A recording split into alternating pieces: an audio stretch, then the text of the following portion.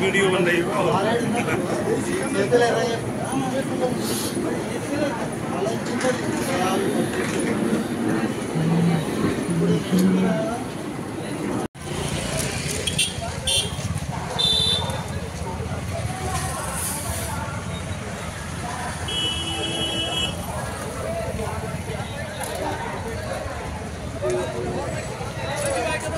Medical support लगा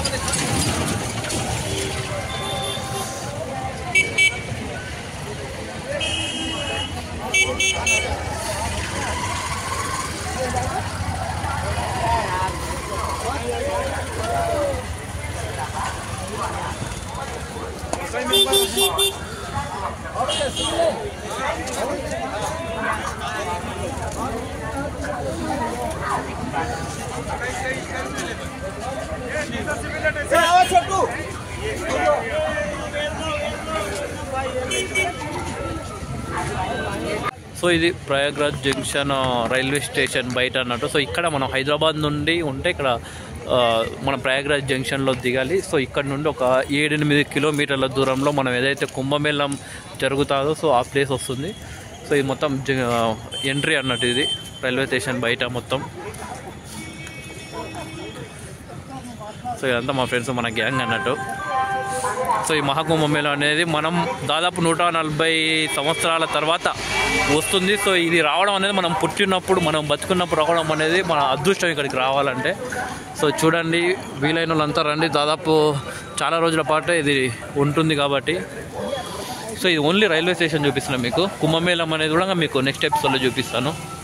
so చూశారు కదా, సో మొత్తానికి మహాకుంభమేళానికి అయితే ప్రయాగ్రాజ్ అయితే ముస్తాబవుతుంది. సో ఇక్కడికి ప్రేక్షకులు భారతదేశ నలుమూలల నుండి అయితే ఇక్కడికి చేరుకున్నారు. దాదాపు 40% మంది ప్రజలైతే, భక్తులైతే, హిందువులైతే ఇక్కడికి ఉంటారు. సో ప్రయాగ్రాజ్ అయితే సిద్ధమవుతుంది మహాకుంభమేళానికి. భారీగా అయితే ఇక్కడికి భక్తులు అయితే చేరుకుంటున్నారు. సో ఇక్కడ మనం చూస్తే ఇక్కడ ప్రయాగ్రాజ్ రైల్వే స్టేషన్ ఇది.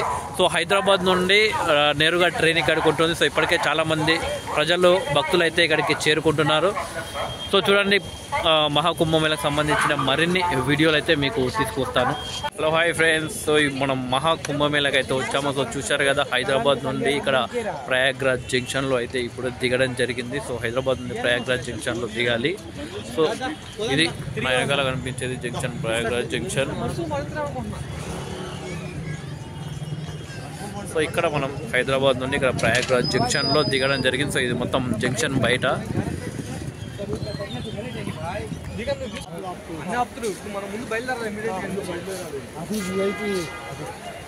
నార్మల్ ట్రావెల్స్ ఉంది కదా, వీడికి రానియారు నార్మల్ ట్రావెల్స్.